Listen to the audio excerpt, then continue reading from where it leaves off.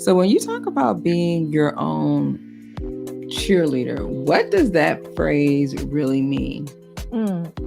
Yes. So it's something that I struggled with. And I think it's the reason that throughout my corporate life, I was the first to be let go. I got fired many times. I think it was because I was the one with the ideas and head down, do my work, but I didn't know how to self-advocate. I didn't know how to, I would get interrupted mid-sentence and someone would take my idea and I didn't know how to gracefully come back into the conversation. So for me, it's been my own personal journey. And now after doing this for almost a decade, or actually more than a decade, I have helped so many people learn to be their own cheerleaders at work. So being escorted out from a job that you probably thought like, hey, this is, something that I want to do that maybe I was enjoying doing, to like all of a sudden like you're blindsided, which goes back to this whole transformation, which he's holding this whole hourglass symbol. And so then 10 years later, you have your own book. Did you even have inspirations of writing your own book in 2013? Well, it's something I've always wanted to do since I was a little girl. So I always wanted to be a published author. I just didn't know. I started books, I started topics, I started writing many, many times, but nothing Tell really. me a little bit more about that voice that tells you that you're confused.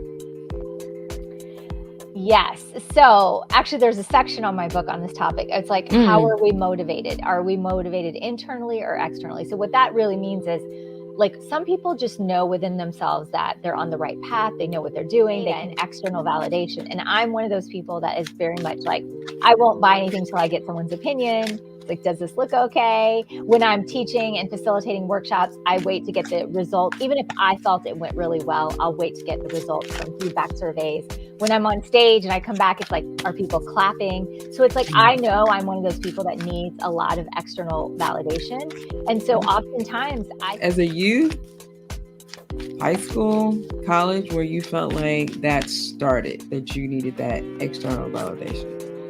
I think it started very young. I mean, I really believe it has a lot to do with my cultural upbringing, which is, it's about the group. Like, I'm Indian. I grew up, I was born in India and raised in the US, and I was raised by immigrants. And so it was all about group harmony. And so in a group and group harmony, the individual self is not really promoted. It's not something that you can come alongside and encourage you as you continue on the journey.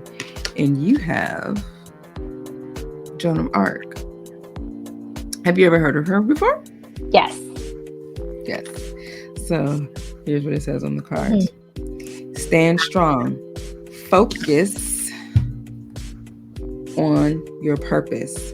Release the fear of persecution and speak your truth. Which goes back. You are being encouraged to stand strong.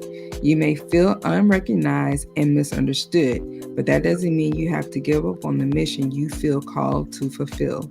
You must follow the will of your soul and exercise your leadership spirit by speaking your truth, which is all the things that you talked about in your experience in your path. You may feel as though if you're on a battlefield, but this conflict will come to an end as soon as you stop defending yourself. You are not here to prove yourself to others, but instead approve of yourself, which goes back to the statement we say, who do you think you have to be approved by? Like, what do you need validation from? You don't need it. You already have it for yourself. So know that your angels are on your side and that the heaven is thanking you for being the honest soul that you are. I love that. Awesome.